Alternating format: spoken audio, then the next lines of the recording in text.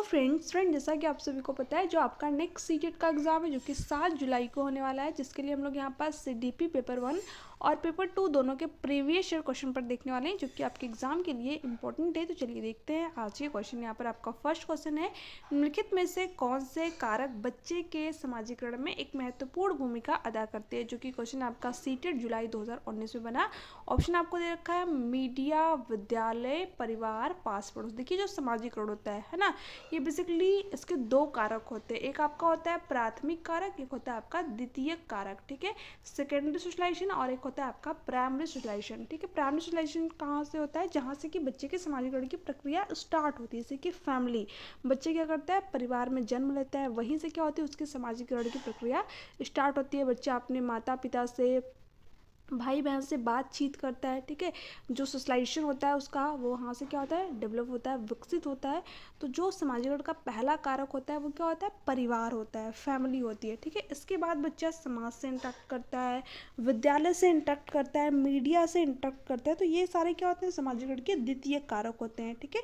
ये तो मैंने आप लोगों को बता दिया प्राथमिक और द्वितीय कारक के बारे में, ठीक है। बट यहाँ पर आपसे कारक नहीं पूछा है, यहाँ पर पूछा है कि कौन से कारक बच्चे के समाजीकरण में एक महत्वपूर्ण भूमिका अदा करते हैं। देखिए मीडिया भी करता है, बच्चा मीडिया से भी बहुत सारी चीज़ें सीखता है, ठीक है। पॉजिटिव निगेटिव दोनों तरीके से जो मीडिया बच्चों के समाजीकरण में रोल प्ले करता है, ठीक है। विद्यालय से भी बच्चा बहुत तरीके की चीज़ें सीखता है। जो औपचारिक शिक्षा होती है, जो फॉर्मल एजुकेशन होती है, ये बच्चे को विद्यालय से ही उसके मिलती है, ठीक है। तो ये भी समाजीकरण की भूमिका में जो है महत्वपूर्ण भूमिका निभाता है, ठीक है। मीडिया भी, परिवार से तो मैंने आप लोगों को बताया ही, साथ ही साथ पास पड़ोस भी क्या करता है, बच्चों के समाजीकरण में एक महत्वपूर्ण भूमिका निभाता है। तो बच्चा चारों जगह से जो है समाजीकरण की प्रक्रिया सीखता है, ठीक है। तो ABCD, ठीक है, फर्स्ट ऑप्शन में आपका दे रखा है, तो फर्स्ट ऑप्शन आपका राइट आंसर हो जाएगा।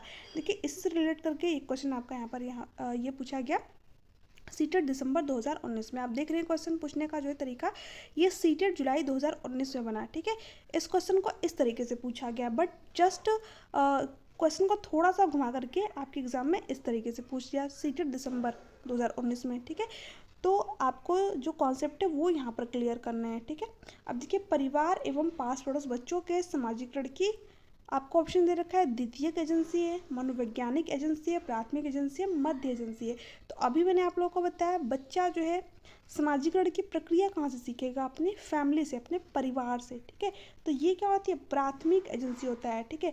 तो आपका थर्ड ऑप्शन राइट आंसर हो जाएगा, क्योंकि यहाँ पर परिवार दे रखा है। देखिए जो पास पड़ोसी, इसको कभी कभी सेकेंडरी सोशलाइजेशन के अंदर काउंट कर लेता है और कभी कभी प्राइमरी सोशलाइजेशन के अंदर काउंट कर लेता है, ठीक है। तो आपको सिर्फ इतना ध्यान रखना है कि परिवार, ठीक है, परिवार आपका हमेशा ही समाजीकरण का प्राथमिक कारक होगा, और जो स्कूल होगा, जो विद्यालय होगा, ये हमेशा ही समाजीकरण का द्वितीय कारक के अंतर्गत आएगा, ठीक है। तो आपको ऑप्शन के अकॉर्डिंग वहाँ पर जो है आपको अपना सही आंसर चूज करना है, ठीक है। तो परिवार यहाँ पर पूछा है, इसके साथ में पास पड़ोस दे रखा है, ठीक है, कि बच्चा पहले परिवार से सीखता है, उसके बाद में पास पड़ोस से सीखता है, उसके बाद विद्यालय जाता है, फिर मीडिया से सीखता है, ठीक है, फिर समाज से सीखता है। तो इसलिए जो परिवार एवं पास पड़ोसी क्या होंगे, आपके समाजीकरण के प्राथमिक एजेंसी होंगे, ठीक है, प्राथमिक कारक होंगे। तो थर्ड ऑप्शन आपका करेक्ट है। द्वितीय एजेंसी क्या होगी, इसमें आपका मीडिया आ जाएगा, विद्यालय आ जाएगा, ठीक है। मनोवैज्ञानिक एजेंसी नहीं होती है कोई, एक मध्य एजेंसी भी नहीं होती। ये दोनों ऑप्शन आपको सिर्फ बहकाने के लिए दिए हैं सीटेट वालों ने, ठीक है। आपका यहाँ पर थर्ड ऑप्शन करेक्ट है, ये तीनों ऑप्शन आपके यहाँ से हटेंगे।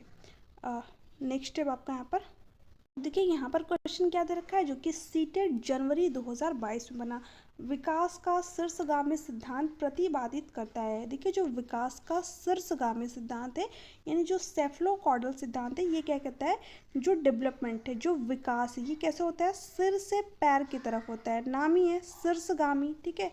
शीर्षगामी सिद्धांत का मतलब क्या हो गया, विकास कैसे होगा, सिर से पैर की तरफ होगा, ठीक है। तो आपका यहाँ पर दे रखा है विकास पैर से सिर की ओर होता है, नहीं, सिर से पैर की तरफ होता है। तो यहाँ पर सेकंड ऑप्शन करेक्ट होगा, विकास सिर से पैर की ओर होता है, ठीक है। तो आपका यहाँ पर सेकंड ऑप्शन राइट आंसर हो जाएगा। विकास केंद्र से छोरों तक होता है। देखिए जो ये विकास केंद्र से बाहरी भाग की तरफ होता है, ये किसका सिद्धांत होता है? विकास के अधोगामी का सिद्धांत होता है, जिसमें जो डेवलपमेंट होता है वो शरीर के केंद्रीय भाग से बाहरी भाग की तरफ होता है। यानी पहले आपकी स्पाइनल कॉर्ड जो रीढ़ की हड्डी है उसका विकास होगा, फिर जो हृदय है उसका विकास होगा, फिर जो आपकी भुजाएं होती है उनका विकास होगा, ठीक है, फिर जो बाकी के अंग हैं उनका विकास होगा। तो जो शरीर का केंद्र है, मध्य भाग है, वहाँ से विकास जो है स्टार्ट होता है और हमारे शरीर के बाहरी भाग की ओर होता है, ठीक है। इसे क्या कहते हैं? विकास के केंद्रीकरण का सिद्धांत कह लीजिए, अधोगामी का सिद्धांत कह लीजिए, या फिर प्रॉक्सिमल डिस्टल का सिद्धांत कह लीजिए, ठीक है। बट हमसे शीर्षगामी सिद्धांत पूछा था, तो ये क्या कहता है कि विकास सिर से पैर की तरफ होता है, तो इसलिए आपका सेकंड ऑप्शन करेक्ट है। देखिए ये सिद्धांत भी मैंने यहाँ पर लिया हुआ है, जो अधोगामी सिद्धांत है, जो कि सीटेट जनवरी 2022 में ही बना।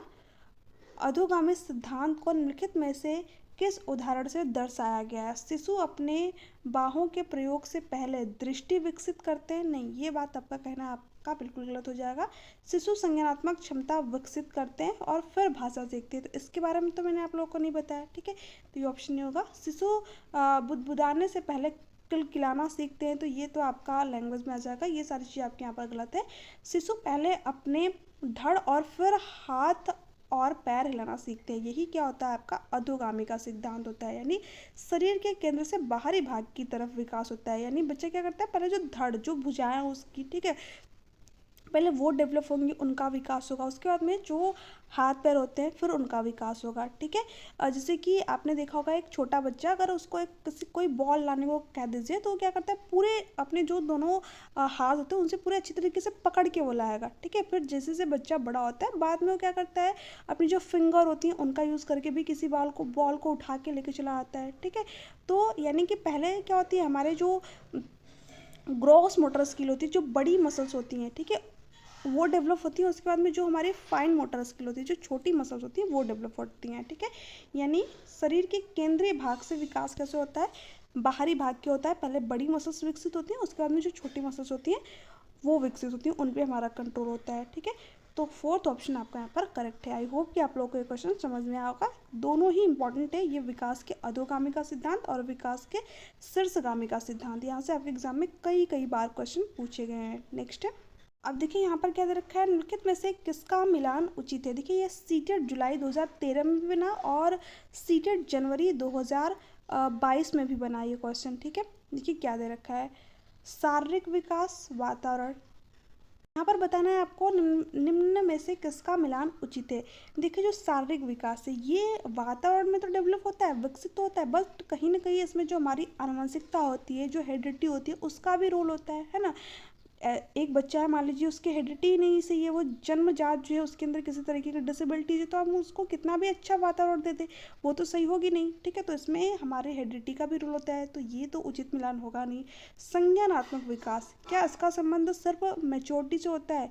मैच्योरिटी से तो होता है, परिपक्वता से तो होता है, बट साथ ही साथ जो इसमें इन्वायरमेंट होता है हमारा वो भी हेल्प करता है, ठीक है। अगर बच्चों को अच्छा इन्वायरमेंट मिल गया, ठीक है, बेहतर उसको हम प्रशिक्षण दिला दिए, तो जो उसका संज्ञानात्मक विकास है वो क्या हो सकता है? बेहतर हो सकता है। तो इसमें कहीं ना कहीं हमारे इन्वायरमेंट का भी रोल होगा, तो ये भी सही ऑप्शन नहीं होगा आपका यहाँ पर। सामाजिक विकास, वातावरण, यही बात आपके यहाँ पर सही दे रखी है, यही क्या होगा? उचित मिलान होगा।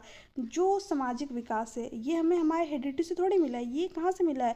प्योरली शुद्ध रूप से कहाँ से हम ग्रहण करते हैं?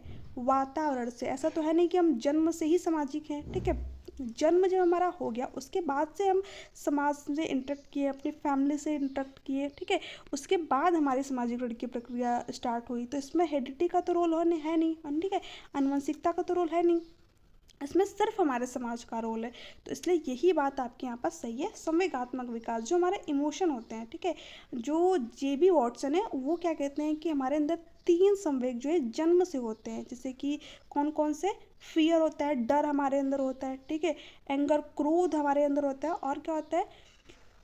लव, ठीक है। आपने छोटे बच्चों को देखा होगा, वो अगर आपने उनको किसी जोर से डांट दिया तो तुरंत ही चौंक जाते हैं, एक तरीके से मतलब वो डर जाते हैं बिल्कुल, ठीक है। क्रोध भी छोटे बच्चे दिखाते हैं, तो ये क्या आपने उनको सिखाया है? नहीं, उनके अंदर पहले से ही है, रोना उनको पहले से आता है, ठीक है।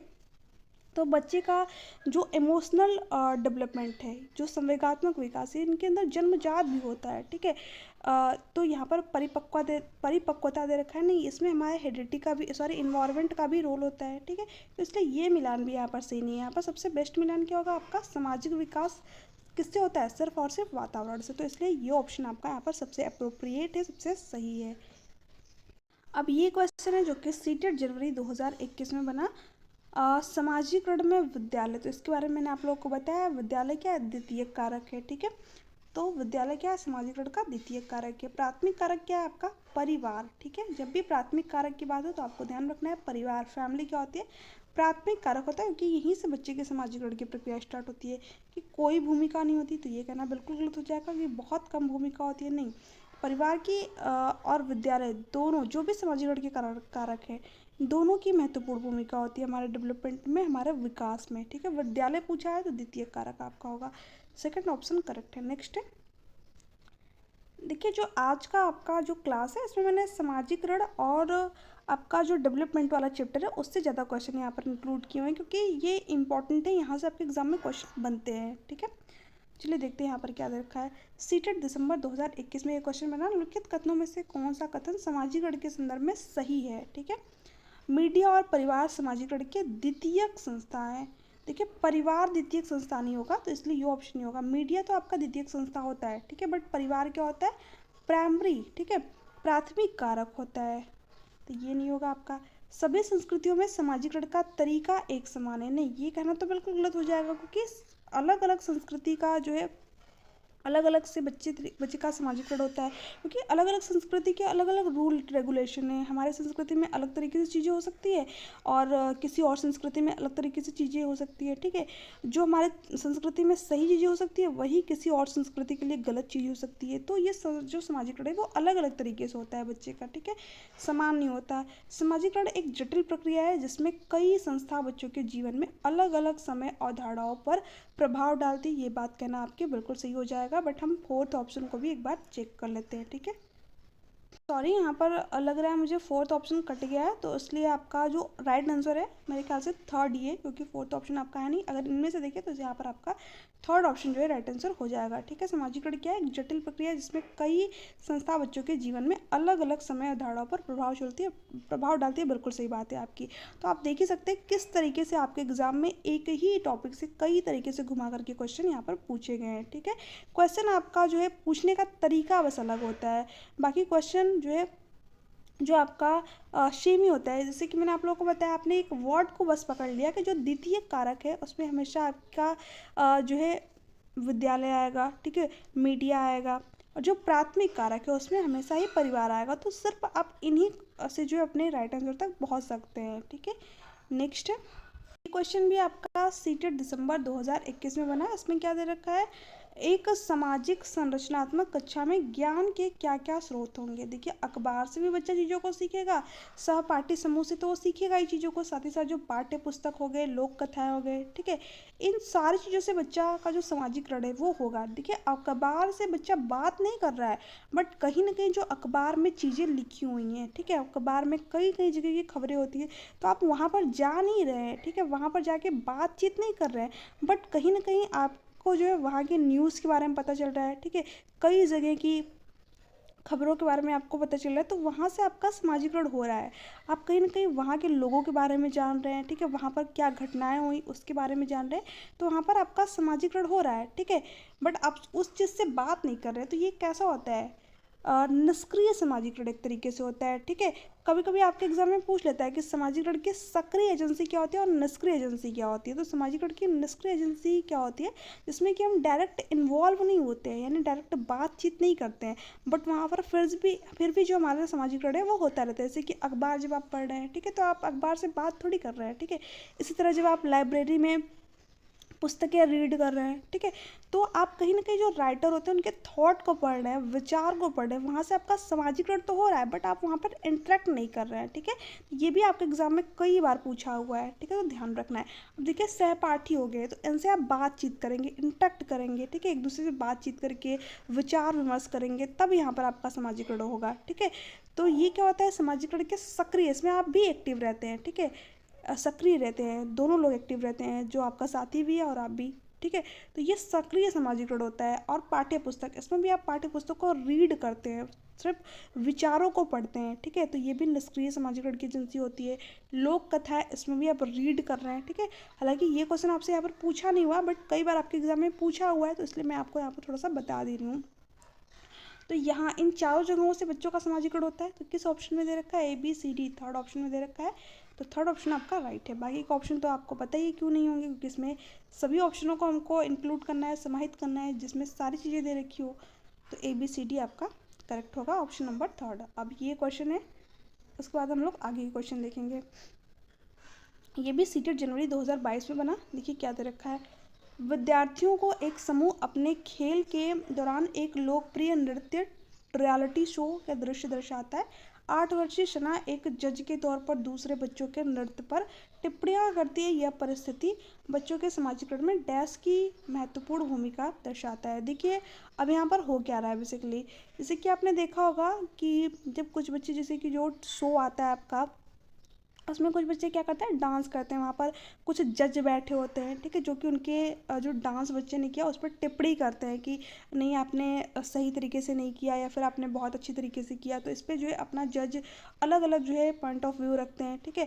तो उसी तरीके की जो एक बच्ची है वो यहाँ पर व्यवहार प्रदर्शित कर रही है, जिसने जो मीडिया में देख रखा है, रियलिटी टीवी शो के दृश्य को दर्शाता है। 8 वर्षीय सना क्या कर रहा है, एक जज के तौर पर दूसरे बच्चों के नृत्य को क्या कर रहा है, टिप्पणियाँ कर रहा है, उन पर बता रहा है चीज़ों को, ठीक है। तो ये क्या प्रदर्शित कर रहा है, कहीं ना कहीं बच्चा क्या कर रहा है, मीडिया से चीज़ों को सीख रहा है, ठीक है।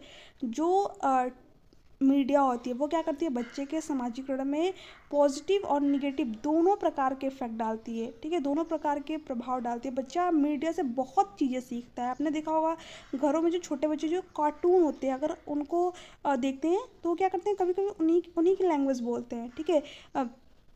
कुछ भी आपने छोटे बच्चों को देख लिया, अगर वो बहुत ज़्यादा कार्टून देख रहा है तो आप देखेंगे कहीं ना कहीं वो उसी चीज़ को एब्जॉर्ब कर रहा है, उन्हीं चीज़ों को फिर वो डेली लाइफ में भी यूज़ करेगा, ठीक है। तो मीडिया क्या करती है, समाजीकरण में महत्वपूर्ण भूमिका निभाती है, ठीक है। तो यहाँ पर बच्चा किस चीज़ से सीख रहा है, मीडिया से सीख रहा है। विद्यालय से तो ये चीज़ नहीं सीख रहा है, धार्मिक संस्था से भी नहीं सीख रहा है। यहाँ पर तो बच्चा टीवी रियलिटी शो से सीख रहा है। तो इसमें क्या है, मीडिया, ठीक है, समाजीकरण में मीडिया की महत्वपूर्ण भूमिका दर्शाता है। तो सेकंड ऑप्शन आपका करेक्ट होगा, परिवार नहीं है आपका यहाँ पर, ठीक है। सेकंड ऑप्शन करेक्ट है। नेक्स्ट है, अब यहाँ पर क्या दे रखा है, पठन वैफल्य बच्चों की पहचान किस प्रकार की जा सकती है, उनके पढ़ने और लिखने की कौशलता के विश्लेषण से। बिल्कुल सही बात है। जो पठन वैफल्य यानी डिसलेक्सिया, इसमें क्या होता है, बच्चा चीज़ों को रिवर्स पढ़ता है, जैसे कि वाज को क्या पढ़ेगा, सा पढ़ेगा। आपने एक मूवी देखी होगी तारे जमीन पर, ठीक है, उसमें जो ईशान अवस्थी होते हैं, जो छोटा बच्चा होता है जिसको कि आमिर खान बाद में आकर के ठीक करते हैं, तो उसके अंदर क्या होता है, डिसलेक्सिया होती है। आपने देखा होगा वो बच्चा क्या करता है, चीज़ों को रिवर्स रीड करता है, उसको पढ़ने में प्रॉब्लम होती है। तो ऐसा नहीं कि उस बच्चे की जो IQ वो कम है, नहीं, एक एवरेज, एक सामान्य बच्चे के अंदर भी ये वाली प्रॉब्लम हो सकती है, ठीक है। तो ऐसे में इन बच्चों की पहचान कैसे की जा सकती है, उनके पढ़ने और लिखने की कौशलता का विश्लेषण से, ठीक है। ये बच्चा चीज़ों को रिवर्स पढ़ेगा, ठीक है, और जब बच्चा पढ़ेगा गलत चीज़ों को तो लिखेगा भी गलत ही। तो इसलिए यही बात आपकी सही है। उनकी जटिल व उच्च स्तरीय समस्याओं को हल करने की क्षमता का आकलन करके, नहीं ये कहना आपका गलत है, उनके सामाजिक व सांस्कृतिक संदर्भ को जानकर। देखिए ऐसा नहीं कि बच्चा समाज में अच्छी तरीके से बिहेव नहीं करेगा, समाज में तो अच्छी तरीके से रहेगा, बट वो उसको पढ़ने में प्रॉब्लम आएगी, ठीक है। तो ये ऑप्शन नहीं होगा आपका यहाँ पर। पूर्ण शारीरिक स्वास्थ्य परीक्षण द्वारा, देखिए बच्चा स्वस्थ भी रहेगा। आपने देख जब अगर उस मूवी को देखा होगा तो जो ईशान अवस्थी थे, क्या उनको किसी तरीके की शारीरिक डिसेबिलिटीज थी? नहीं, वो बिल्कुल स्वस्थ थे, ठीक है। फिर भी उनके अंदर क्या था, डिसलेक्सिया था। तो ये किसी भी बच्चे के अंदर हो सकती है, ठीक है। तो ऐसा नहीं कि बच्चे के अंदर जो है उसके शरीर में उसकी जो बॉडी उसका जो है परीक्षण करने से ये चीज़ पता चलेगा, नहीं, इस बच्चों को सिर्फ पढ़ने में प्रॉब्लम आएगी, ठीक है। नेक्स्ट है, आंशिक दृष्टि वाले विद्यार्थियों के लिए निम्नलिखित में से कौन सी अधिगम सामग्री उपयुक्त नहीं है। देखिए कौन सी उपयुक्त नहीं है, इसके बारे में हमें यहाँ पर बताना है। बोलती पुस्तकें स्पर्श सूचना पट, बच्चा क्या है, आंशिक दृष्टि वाला है, यानी थोड़ी बहुत जो है चीज़ों को देख सकता है। तो ऐसे में जब हम उसको बोलती पुस्तकें देंगे, ठीक है, स्पर्श सूचना पट देंगे, तो बच्चे क्या करेगा, स्पर्श करके चीज़ों को सीख पाएगा, ठीक है। साथ ही साथ जो पुस्तकें बोलेंगे उससे भी बच्चा क्या होगा, बच्चे के सीखने में हेल्प मिलेगी। तो ये तो उपयुक्त होगा, तो इसलिए ये ऑप्शन नहीं होगा, क्योंकि हमें बताना है उपयुक्त नहीं है, ठीक है। हमें जो दृष्टिबाधित छात्र है यानी जो आंशिक दृष्टि वाले छात्र हैं उनके लिए ये चीज़ें यूज़ करनी चाहिए। ठीक है, ये क्या होती हैं, उपयुक्त होती हैं। बट हमें निगेटिव ऑप्शन बताना है, छोटी मुद्रण वाली कार्यशीट, यही बात आपके यहाँ पर उपयुक्त नहीं होगी। तो सेकंड ऑप्शन आपका राइट है। क्यों? क्योंकि जब बच्चा आंशिक रूप से चीज़ों को देख पा रहा है यानी थोड़ा बहुत चीज़ों को देख पा रहा है, ठीक है, पार्शली रूप से, तो हम ऐसे में अगर बच्चों को छोटे मुद्रण वाली, ठीक है, बिल्कुल मान लीजिए कोई पेजेस पे बहुत छोटा छोटा चीज़ें लिखी हुई हैं, तो बच्चा कैसे पढ़ पाएगा इन चीज़ों को? ठीक है, क्योंकि बच्चा आंशिक दृष्टि वाला, तो उसके लिए इस चीज़ का कोई मतलब ही नहीं निकलेगा। तो इसलिए ये ऑप्शन आपका यहाँ पर सही आंसर होगा, क्योंकि हमसे पूछा था कौन सा सामग्री उपयुक्त नहीं है, तो यही उपयुक्त नहीं होगी। बड़ी आकार में मुद्रित पुस्तकें, ये बात बिल्कुल सही है। मान लीजिए कोई पुस्तक है, ठीक है, एक आंशिक दृष्टि वाला छात्र है और उस पर चीज़ें बड़ी बड़ी लिखी हुई हैं, ठीक है, तो ऐसे में क्या करेगा बच्चा, चीज़ों को पढ़ पाएगा। ठीक है, तो ये क्या होगी, इसके लिए सही होगी। ठीक है, ये मान लीजिए कोई पुस्तक है, मतलब इसमें बड़ी बड़ी चीज़ें लिखी हुई हैं, तो बच्चा अच्छी तरीके से चीज़ों को पढ़ पाएगा, तो ये भी सही होगा आपका। त्रिविमीय नक्शे और चार्ट, इससे भी बच्चे के सीखने में क्या होगी, मदद मिलेगी। तो तीनों बातें आपके यहाँ पर सही थी, इसलिए तीनों ऑप्शन आपके यहाँ पर हटेंगे। ठीक है, क्योंकि हमसे जो गलत पूछा हुआ था, जो उपयुक्त नहीं है उसके बारे में पूछा हुआ था, तो सेकेंड वाला उपयुक्त नहीं है। ठीक है, नेक्स्ट है समावेशी शिक्षा के पीछे अंतर्निहित विचार। देखिए, जो इंक्लूसिव एजुकेशन है, ठीक है, मान लीजिए ये समावेशी कक्षा है, समावेशी एक क्लासरूम है। ये क्या कहती है कि एक जो क्लास है इसमें एक दृष्टिबाधित छात्र भी हो सकता है, ठीक है, इसके साथ साथ एक श्रवण बाधित छात्र भी हो सकता है, इसके साथ साथ जो है एक मान लीजिए प्रतिभाशाली छात्र भी हो सकता है, एक जो है क्या हो सकता है, सामान्य बच्चा भी हो सकता है, एवरेज बच्चा भी हो सकता है। ठीक है, इसके साथ साथ मान लीजिए इसमें बच्चे की किसी और तरीके की डिसेबिलिटीज़ है, बच्चा आर्थिक पृष्ठभूमि जो है उसकी वो से नहीं, वो भी बच्चा इसमें हो सकता है। ठीक है, तो सभी प्रकार के बच्चों को क्या कीजिए, इंक्लूड कीजिए, समाहित कीजिए। ठीक है, आप सभी प्रकार के बच्चों को क्या कीजिए, नियमित विद्यालय में ही एजुकेशन दीजिए। नियमित विद्यालय में एक दृष्टिबाधित छात्र भी होगा, श्रवण बाधित छात्र भी होगा, बच्चे के किसी और प्रकार की डिसेबिलिटीज़ है वो छात्र भी होगा, यहाँ पर गिफ्टेड चाइल्ड भी होगा और एक सामान्य बच्चा भी होगा। ठीक है, हमें सभी बच्चों को क्या करना है, इंक्लूड करके, समाहित करके एजुकेशन प्रोवाइड करनी है। बट कैसी, एज पर नीड, ये पॉइंट ध्यान रखिएगा, एज पर नीड एजुकेशन देनी है, बच्चे की जैसी ज़रूरत है उसके अकॉर्डिंग उसको चीज़ें प्रोवाइड करनी है। मान लीजिए एक श्रवण बाधित छात्र है, तो ऐसे में क्या करेंगे, इस छात्र को हम चित्रात्मक चीज़ें इसके सामने प्रस्तुत करेंगे। बच्चा चित्र को देखकर चीज़ों को सीख पाए, वो उसको सुनने में प्रॉब्लम है बट चीज़ों को देख तो सकता है। इसी तरह एक दृष्टिबाधित छात्र है, ठीक है, तो इसको हम क्या करेंगे, यहाँ पर इसके लिए स्पर्श करने वाली चीज़ें लाएंगे। ठीक है, जिन चीज़ों को बच्चा जो है स्पर्श करके, टच फील करके सीख सके, बच्चा क्योंकि देख नहीं पा रहा है चीज़ों को बट स्पर्श तो कर सकता है। साथ ही साथ क्या करेंगे, हम उसको ऑडियो चीज़ें उपलब्ध कराएंगे, बोलने वाले पुस्तकें उसके लिए प्रोवाइड करेंगे, जैसे कि वहाँ पर नेक्स्ट क्वेश्चन में हम लोगों ने देखा था। ठीक है, तो ये बच्चा सीख पाएगा। जो बच्चा चुनौतीपूर्ण है इसके लिए हम क्या करेंगे, और जो बच्चा गिफ्टेड है, प्रतिभाशाली, इसके लिए क्या करेंगे, हम चुनौतीपूर्ण कार्य देंगे। एवरेज बच्चों से जो है इसको हायर ऑर्डर थिंकिंग स्किल वाले जो क्वेश्चन देंगे। ठीक है, तो हम सभी बच्चों को क्या करेंगे, इंक्लूड करके एजुकेशन देंगे।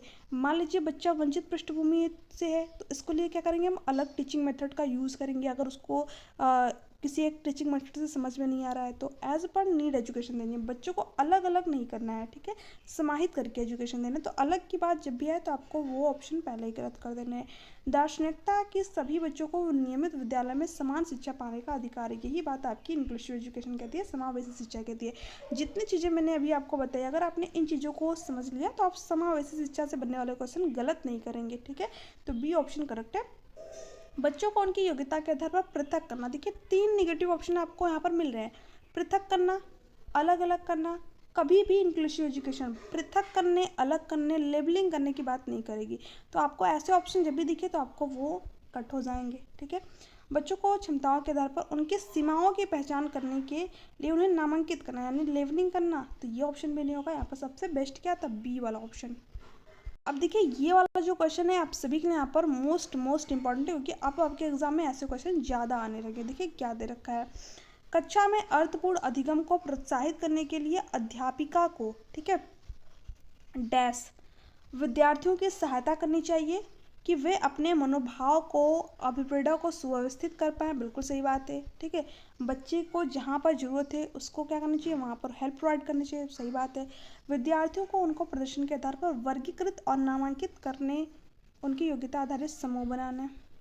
यही बात क्या होगी, यहाँ पर गलत होगी। हमें वर्गीकृत नामांकित नहीं करना है बच्चों को, तो बी ऑप्शन आपका यहाँ पर नहीं होगा।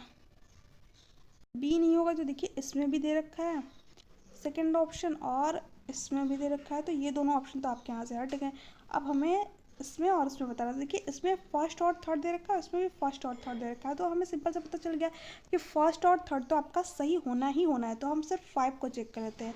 ये कक्षा में विविधता की उपेक्षा करके शिक्षण की मानक विधियों को अपनाना चाहिए, ये कहना बिल्कुल गलत है। हमें विविधता की क्या करनी चाहिए, महत्व देना चाहिए, उपेक्षा नहीं करनी चाहिए, क्योंकि बच्चों के अंदर क्या है, इंडिविजुअल डिफरेंसेस है।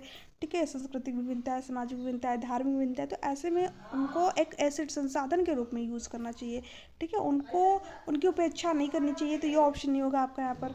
सिंपल से हमें पता चल गया क्या होगा, फर्स्ट और थर्ड ऑप्शन आपका यहाँ पर राइट होगा। विद्यार्थियों में संवाद परिचर्चा को प्रोत्साहित करना चाहिए, जिससे वे बहुपरिप्रेक्ष्यों करने में सशक्त हो। ठीक है, हमें क्या करना चाहिए, विद्यार्थियों में चर्चा संवाद को प्रोत्साहित करना चाहिए, जिससे बच्चे एक दूसरे से इंटरेक्ट करके चीज़ों को सीख सके। लास्ट क्वेश्चन है आपका यहाँ पर, प्रतिकूल परिस्थितियों और वंचित पृष्ठभूमि वाले अधिगमकर्ताओं को संबोधित करने के लिए निम्नलिखित में से कौन सी पद्धति प्रभावशाली नहीं है। देखिए नहीं है, उसके बारे में बताना है आपको। यहाँ पर क्या करना है, विद्यार्थियों को संतुलित चुनौतीपूर्ण लक्ष्यों के लिए अभिप्रेरित करना और उपयुक्त शिक्षण सहायता उपलब्ध कराना, ये तो प्रभावशाली पद्धति होगी, तो ये ऑप्शन नहीं होगा आपका यहाँ पर। कार्यकलाप के लिए सहयोगी समूह बनाना, विद्यार्थियों को एक दूसरे से समर्थित करने के लिए प्रोत्साहित करना, ये भी क्या होगी, प्रभावशाली पद्धति होगी, तो 2 ऑप्शन आपके नहीं होंगे यहाँ पर। अधिगमकर्ताओं से बातचीत करके उनकी आवश्यकताओं और उनके सम्मुख चुनौतियों को समझना, ये भी प्रभावशाली पद्धति होगी, तो ये भी ऑप्शन नहीं होगा, क्योंकि हमें यहाँ पर बताना था कौन सी प्रभावशाली पद्धति नहीं है। ठीक है, अब देखिए यही आपके जो है प्रभावशाली पद्धति नहीं होगी। अधिगमकर्ताओं को विद्यालय के बाहर ट्यूशन पढ़ने के लिए कहना, जिससे कि अध्यापक को उन पर ध्यान ना देना पड़े, यही जो है अधिगमकर्ताओं को संबोधित करने के लिए प्रभावशाली पद्धति नहीं होगी, तो 4th ऑप्शन आपका यहाँ पर गलत आंसर हो जाएगा। ठीक है, सॉरी राइट आंसर होगा, क्योंकि यही गलत दे रखा है आपका। जो गलत है वो आपका यहाँ पर सही होगा, क्योंकि हमसे गलत पूछा हुआ है। ठीक है, तो 4th ऑप्शन आपका करेक्ट है। तो आई होप कि आप लोगों को आज का सेशन जो है पसंद आया होगा। इसके जो बाद मतलब इसके बाद जो क्वेश्चन आपके रह गए हैं अभी कुछ, तो इनको मैं प्रीवियस वीडियो में आप लोगों के साथ में डिस्कस कर दूँगी। आई होप कि आप लोगों को आज का सेशन पसंद आया होगा। वीडियो कैसी लगी नीचे कमेंट सेक्शन में कमेंट करके जरूर बताइएगा, और वीडियो अच्छी लग रही है आपको अगर, तो चैनल को जरूर सब्सक्राइब कर लीजिएगा, वीडियो को शेयर कर दीजिएगा और वीडियो को लाइक भी कर दीजिएगा। देखिए कितने आपके क्वेश्चन सही हुए नीचे कमेंट सेक्शन में कमेंट करके जरूर बताइएगा। PDF आप लोगों को टेलीग्राम चैनल पर मिल जाएगा, तो टेलीग्राम चैनल को जरूर ज्वाइन कर लीजिएगा। नीचे डिस्क्रिप्शन बॉक्स में आप लोगों को टेलीग्राम चैनल का लिंक मिल जाएगा। इसके अलावा आपकी कोई भी क्यूरीज हो, कोई भी डाउट हो, तो आप नीचे कमेंट सेक्शन में कमेंट करके पूछ सकते हैं। थैंक्स फॉर वॉचिंग मी, चलिए मिलते हैं आपसे नेक्स्ट वीडियो में, तब तक के लिए bye bye, take care, thanks for watching.